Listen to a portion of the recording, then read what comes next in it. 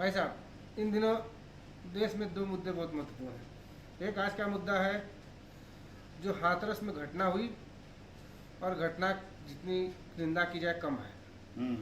और उसके बाद पुलिस ने उसकी डेड बॉडी को भी परिजनों को नहीं सौंपा। हाँ। ठीक है। और दूसरा एक मुद्दा चल रहा है देश में, आज बहुत महत्वपूर्ण दिन था। देश का सबसे ज्यादा बाबरी विध्वंस का मामला था और उसमें सरकार माननीय न्यायालय ने जो है स्पष्ट आदेश देते हुए सारे आरोपियों को बरी कर दिया है। और उस पर फिर राजनीतिक प्रतिक्रियाएं भी आने लगी। न्यायालय के आदेश पर राजनीतिक प्रतिक्रिया, ठीक है। और उसमें यह कहा गया, न्यायालय पे ही सवाल उठाया गया। इस पर आप क्या कहेंगे? तो आप AIMIM के नेता और सांसद और असदुद्दीन ओवैसी के बारे में कह रहे हैं क्या? पूछना चाहते हैं उनके बयान के बारे में? जी, सबसे पहले मैं कुछ बोलूं उसके पहले मैं हाथरस की हमारी एक बिटिया गरीब घर की थी और उसके साथ गैंग रेप हुआ जब वो चारा काटने के लिए खेतों में गई थी। मौका पाए 4 भेड़ियों ने उसको अपनी हवस का शिकार ही नहीं बनाया बल्कि उसकी जीभ काट लिया, उसके पैर तोड़ दिए, हड्डियां तोड़ दी गईं और हमारे उसके रीढ़ की हड्डियां भी तोड़ दी गईं। S1, S4, S5, L1, L2, L3 ये सब तोड़ डाल दिया।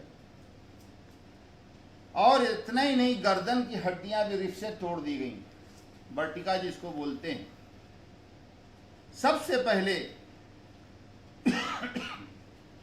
मैं उस बिटिया को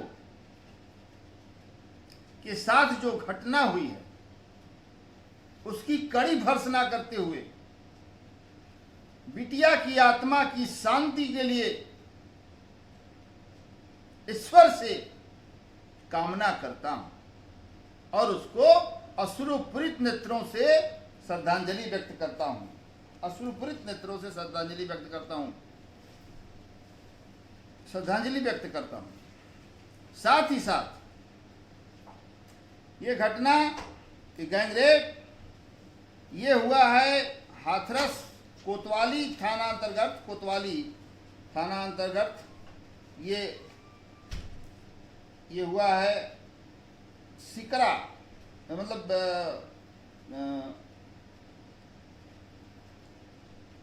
कोतवाली थाना अंतर्गत एक गांव में हुआ है। पुलिस कुछ अलग कहानी बता रही है और आई विटनेसेस कुछ अलग बात है। मैं ये सब नहीं जानता हूं। मैं माननीय योगी आदित्यनाथ जी से विनम्र प्रार्थना करता हूं, देश के प्रधानमंत्री माननीय नरेंद्र मोदी जी से और गृह मंत्री माननीय अमित शाह जी से यह मांग करता हूं कि कोतवाली थाने का कोतवाल, CO, SP बटा SSP, DIG और जितने भी अधिकारी जिले के हैं वो सबको हटा दिया जाए, निलंबित अविलंब निलंबित किया जाए और पीड़ित परिवार को 25 लाख रुपए की जगह 50 लाख रुपए का गवर्नमेंट सहायता करे। और मैं माननीय नरेंद्र मोदी जी से, मुख्यमंत्री जी से SIT की जांच की मांग कर रहा हूं। ये जांच पुलिस की बस की नहीं है। पुलिस कहीं कुछ कर रही, कहीं कुछ कर रही। और मैं मांग करता हूं प्रदेश के DGP से कि जो दर्द आपके सीने में बिकरू कांड में विकास दुबे के रूप में सामने आया था, उत्तर प्रदेश पुलिस का रुतबा, जज्बा, इकबाल, वो पुलिस का इकबाल आज कहां जा रहा है। हैदराबाद की तरह इन कातिलों को एनकाउंटर करो। इससे नीचे कोई बात नहीं होगी, कोई न्यायालय में नहीं जाने की जरूरत है, कहीं कुछ नहीं। पुलिस जो है बिकरू कांड की तरह, विकास दुबे की तरह और तेलंगाना पुलिस की तरह तत्काल इसमें चारों को मार गिरावे एनकाउंटर में, हमारी ये मांग है। और नहीं तो प्रदेश के डीजीपी और प्रदेश के एडीजीपी लैंड ऑर्डर, ये दोनों लोग इस्तीफा देके घर चले जाएं और principal secretary home Avinash Kumar Awasthi भी इस्तीफा दें, घर जाएं, कोई जरूरत नहीं है। इनसे अच्छे तो हमारे मुख्यमंत्री जी हैं, 24-24 घंटे में 20-20 घंटा काम करते हैं। 4 घंटा में ही सब कुछ है, नहाना धोना खाना पीना सोना। यही हाल हमारे देश के लोकप्रिय प्रधानमंत्री नरेंद्र मोदी जी का, यही हाल अमित शाह जी का है। लेकिन आज दिशा और दशा बदल चुकी है। पुलिस रेगुलेशन एक्ट में भी आमूलचूल परिवर्तन करने की जरूरत है। तो बिटिया का विभत्स तरीके से, बड़ी क्रूरल्टी, जघन्यतम ये मर्डर और उसकी जीभ को काटना, उसके अंगों को काटना, उसकी हड्डियों को तोड़ना, ये तो एक प्रतिशोधात्मक भावना लगता है। बताइए, ये हाल है दलित की बेटी का। अनुसूचित जाति अनुसूचित जनजाति में आयोग, अनुसूचित जाति अनुसूचित जनजाति एक्ट में परिवर्तन करने से कोई मामला नहीं बनते दिखता है, जब तक कि इस तरह के केसों में जिम्मेदार और जवाबदाह के खिलाफ का ठोस कार्रवाई नहीं होगी। राष्ट्रीय मानवाधिकार आयोग से भी मैं अपील करता हूं, अध्यक्ष जी से, राज्य मानवाधिकार आयोग के अध्यक्ष से भी अपील करता हूं, निवेदन करता हूं, विनती करता हूं कि बिटिया के साथ हुए इस तरीके के गैंग रेप को, दुराचरण को और देखते हुए, दृष्टिगत रखते हुए इसकी गहरी जांच होनी चाहिए। लाश को रातों रात जला दिया गया, इस पर भी गहरी जांच होनी चाहिए।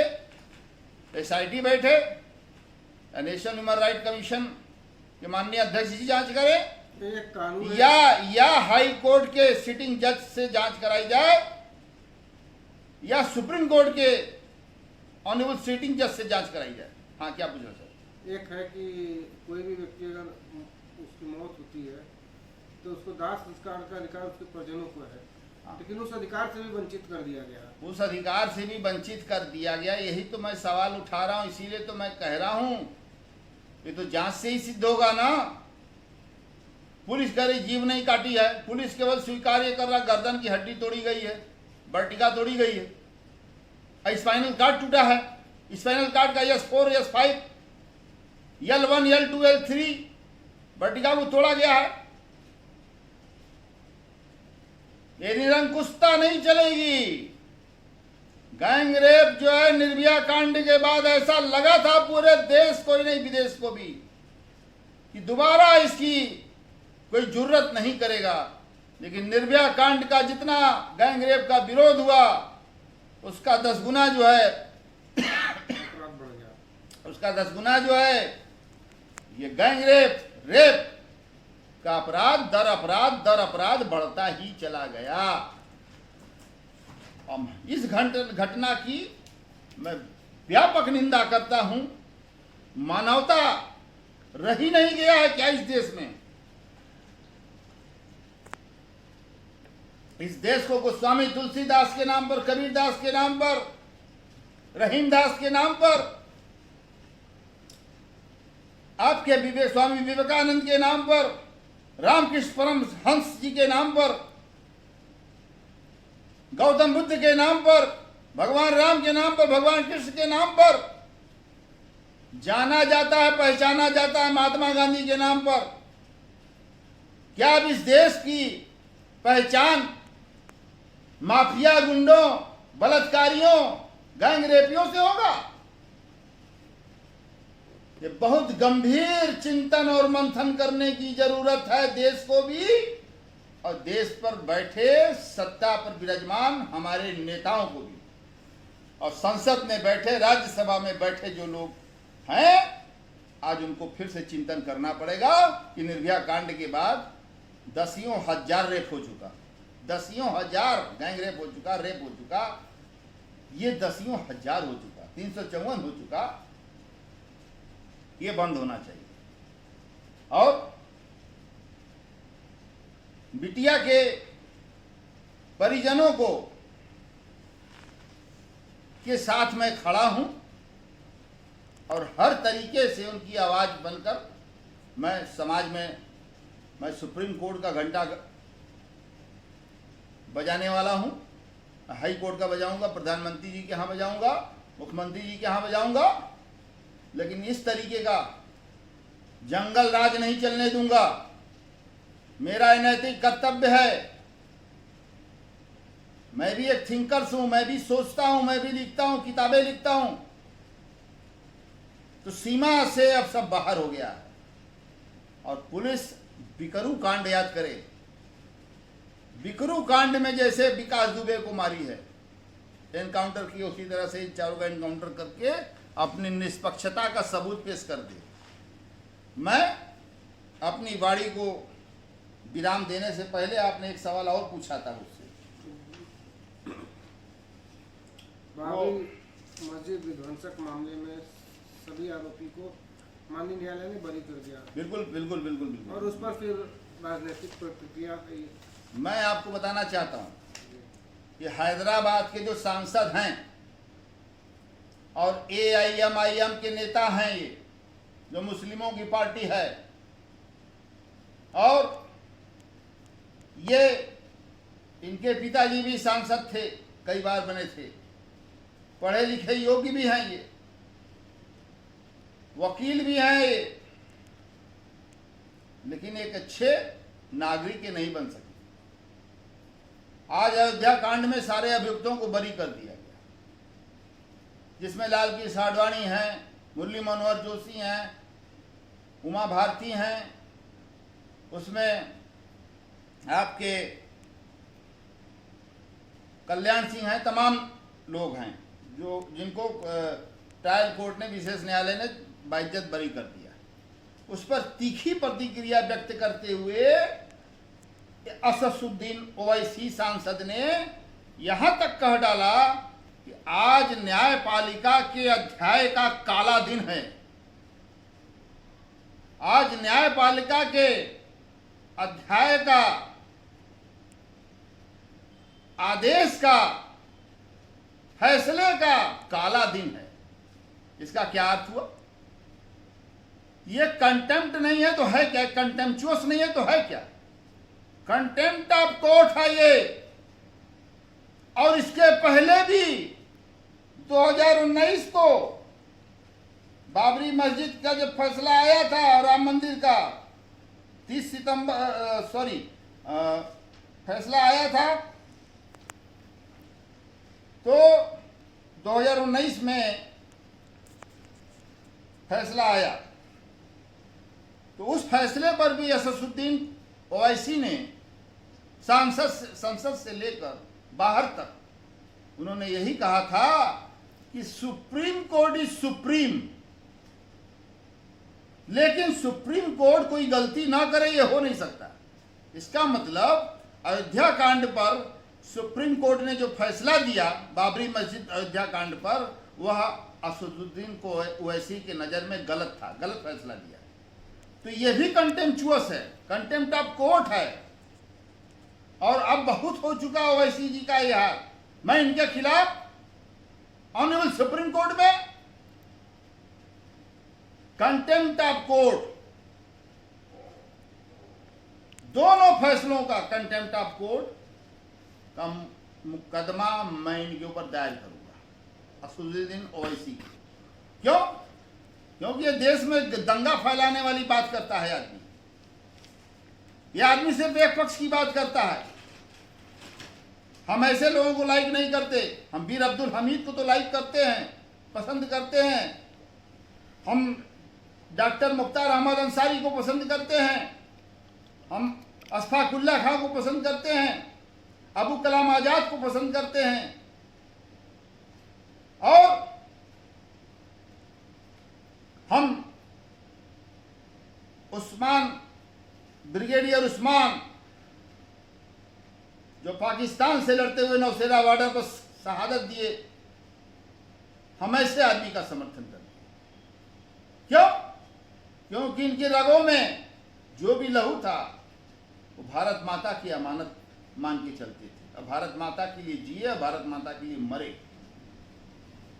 मैं असदुद्दीन ओवैसी जैसे मक्कार नेता को और उसकी भाषा को, शैली को मैं पसंद नहीं करता, जो हिंदू मुस्लिमों में राड़ डाले।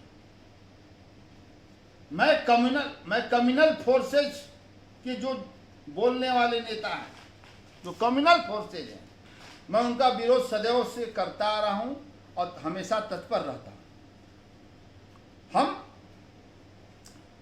हम सेकुलर हैं, यह देश सेकुलरिज्म में विश्वास रखता है। इस देश में हर धर्मावलंबी के लोग यहाँ पर निवास करते हैं। यह देश धर्मनिरपेक्ष राष्ट्र है। इसको हिंदू मुस्लिम न्यायालय की अपनी गरिमा न करे और न्यायालय की गरिमा को न गिरावे असदुद्दीन ओवैसी। और न्यायालय पहले तो कहे थे 2019 में कि सुप्रीम कोर्ट का जो फैसला होगा मान्य होगा। जब सुप्रीम कोर्ट ने फैसला इनके खिलाफ दिया तो चिल्लाने लगे कि सुप्रीम कोर्ट इज सुप्रीम। लेकिन सुप्रीम कोर्ट जो है वो ये नहीं कि गलती नहीं कर सकता, ये इनका कहना था असदुद्दीन ओवैसी साहब का। तो मैं इनसे पूछना चाहता हूं,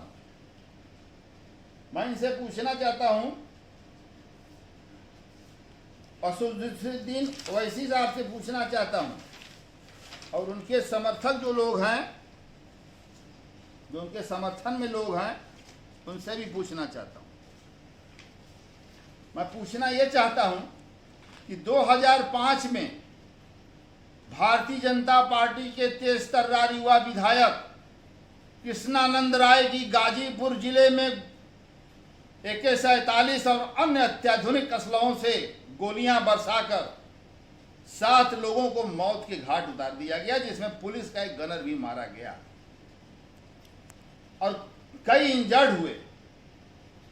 उस मुकदमे में मुख्तार अंसारी को दिल्ली की कोर्ट ने मुख्तार अंसारी समेत सारे मुजरिमों को बाइज्जत बरी कर दिया।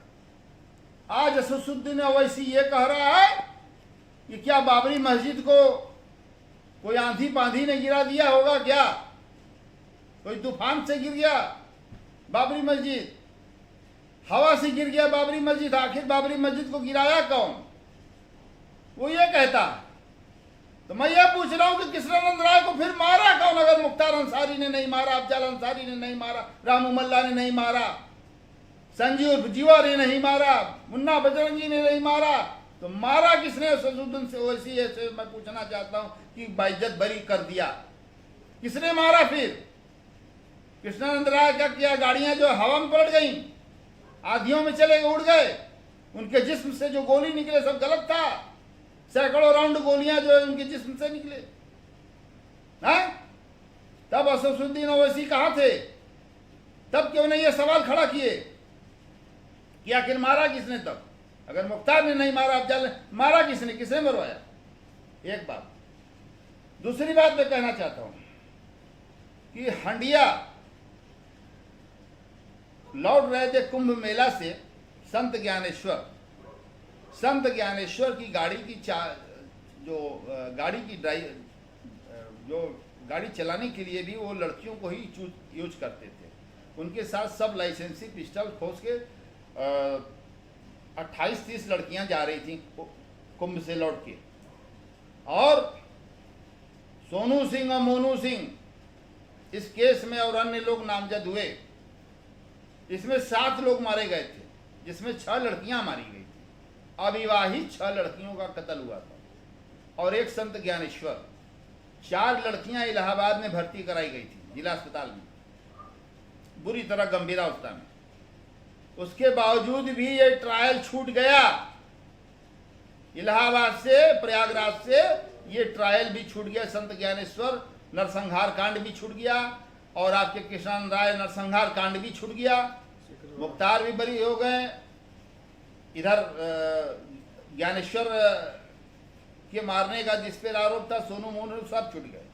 अब उसके बाद लीजिए सिकरौरा नरसंहार कांड 1986 का बहुत बड़ा नरसंहार कांड माना गया था। 7 लोग रामचंद्र यादव समेत उनके भाई और 5 बच्चों को बोटी काट 5 बच्चों को बोटी ब्रिजेश सिंह ने काट दिया था और उनके साथियों ने। और उसके बाद प्रधान जी को जो है गोली से उड़ा दिया, उनके भाई को गोली से उड़ा दिया। 2 लड़कियां थी, एक 13 साल की, एक 15 साल की। उनके गुप्तांग में ब्रिजेश सिंह माफिया ने गोली मार दिया और इसके साथियों ने। 2 इंजर्ड विटनेस थी, यानी 307/302 120 अब 2 इंजर्ड विटनेस का भी विटनेस हुआ। विटनेस बॉक्स में खड़ी हो गई डीजे थर्ड भ्रष्ट जज जो है राजीव कमल पांडे। इतना भ्रष्ट है, इतना ये कुड़िया के मरेगा। मैं मां विंध्यवासिनी से इसके लिए यही आराधना करता हूं। सारी गवाही गुजरी। रामचंद्र यादव की पत्नी हीरावती देवी आई विटनेस थी। रामचंद्र यादव की भाईहू जिसके पति का भी मर्डर हुआ, आई विटनेस थी। 2 लड़कियां जो गोलियों से, जिनके गुप्तांग में ब्रिजेश सिंह ने गोली मारा, आई विटनेस थी। आई विटनेस होने के बावजूद, गवाही होने के बावजूद ये शंका के आधार पर छोड़ दिया इन्होंने। बेनिफिट, डाउट ऑफ बेनिफिट कर दिया। है? क्या करोगे असोसिएशन ओवैसी? 3 घटना तुमको बड़ी बता रहे हैं नरसंहार कांड। क्यों नहीं बोले उस समय तुम न्यायालय के खिलाफ, न्यायपालिका के खिलाफ? आज क्यों कह रहे हो कि ये न्यायपालिका के दिन में, इतिहास में जो है ये काला दिन है और काला अक्षरों से लिखा जाएगा? अरे अजीब बात कर रहे हो यार। कंटेम्प्ट ऑफ कोर्ट तुम्हारे ऊपर करूंगा। मेरी न्यायपालिका में गहरी आस्था। एक राजीव कमल पांडे की बात अलग है, एक शर्मा जिला जज यहाँ पर था, गाजियाबाद में जिला जज है। ये दोनों की बात अलग है। ये दोनों जो है ब्रिजेश सिंह से जो है 25 करोड़ रुपया खा के छोड़ दिए। और तो राजीव कमल पांडे का और सीनियर जज बना दिएगा। ये डीजे फर्स्ट होगा, मोस्ट सीनियर। अब राजीव कमल पांडे को माननीय उच्चतम उच्च न्यायालय जो है वो जिला जज राजीव कमल पांडे बनना चाहते हैं। कैसे जिला जज बनेंगे वो हम नहीं जानते। ब्रिजेश सिंह का जो पूरा अटैची जो है, पूरा जो है सब इन्होंने लूट लिया है, तो पैसा कहाँ जाएगा? ऐसे भ्रष्ट से भ्रष्टम लोग भी हैं। लेकिन न्यायपालिका का एक काला दिन नहीं है और न न्यायपालिका के, बल्कि न्यायपालिका के आज का दिन न्यायपालिका के लिए स्वर्णाक्षरों में लिखा जाने वाला दिन है। 2019 में भी जो फैसला आया वो भी स्वर्णाक्षरों में लिखा जाने वाला दिन है। ओवैसी साहब, यहाँ पर आप गलत बोल रहे हैं कि न्यायपालिका के इतिहास में आज जो है ये काला दिन जुड़ गया है। काला कौआ तुम्हारे अंदर बैठा है, काँव काँव करते हो दिन भर टोपा लगा ऊपर, और तुम करते क्या हो? एक लाठी तुम आज तक खाए नहीं। कभी सड़क पर तुम खड़े होकर विरोध नहीं किए और कहते हो मुसलमानों के नेता हैं। नहीं, ऐसा नहीं हो सकता है।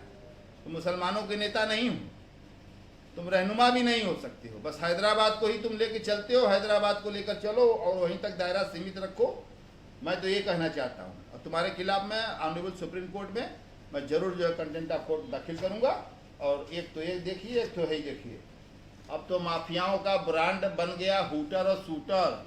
लग्जरी गाड़ियों का काफिला बना कारपोरेट माफिया मंडी का जया कल्चर। पगार पर बेरोजगार धो रहे हैं, राइफल और पिस्तौल पुलिस धो रहे हैं। बताइए, पगार पर मैनेजमेंट गुरु बनकर उभर रहे हैं माफिया सरगना। ये देखिए, अब ये दिन आ गया है। अब ये दिन आ गया, पुलिस खाली ताक रही है। 20-20 गाड़ी से माफिया निकल रहे हैं, 10-10 गाड़ी से बुलेट प्रूफ माफिया निकल रहे हैं। खैर, तो मैं ये कहना चाहता हूँ कि न्यायपालिका जिंदाबाद। और देश का संविधान जिंदाबाद और हमारे देश के लोकप्रिय प्रधानमंत्री माननीय नरेंद्र मोदी जी जिंदाबाद, अमित शाह जी गृह मंत्री जी जिंदाबाद, हमारे प्रदेश के लोकप्रिय मुखिया माननीय योगी आदित्यनाथ जी जिंदाबाद, महाराज जी की जय हो। और मैं देश के 132 करोड़ नागरिकों से अपील करूंगा कि देश की अपनी आस्था न्यायपालिका में बनाए रखें कि कोई आखिरी कोर्ट नहीं है, सुप्रीम कोर्ट तक है, और ओवैसी साहब के भ्रम जाल में न पड़कर अपना ताना बाना का जो रिश्ता है वो कायम रखें और अपना और अपने बच्चों का और जो गरीब गुरबा लोग हैं उनकी तरफ ध्यान दें और कंधे से कंधा मिलाकर हिंदू मुस्लिम चले। मैं यही कहना चाहता हूं और महात्मा गांधी जी अमर रहें और सत्यमेव जयते। धन्यवाद।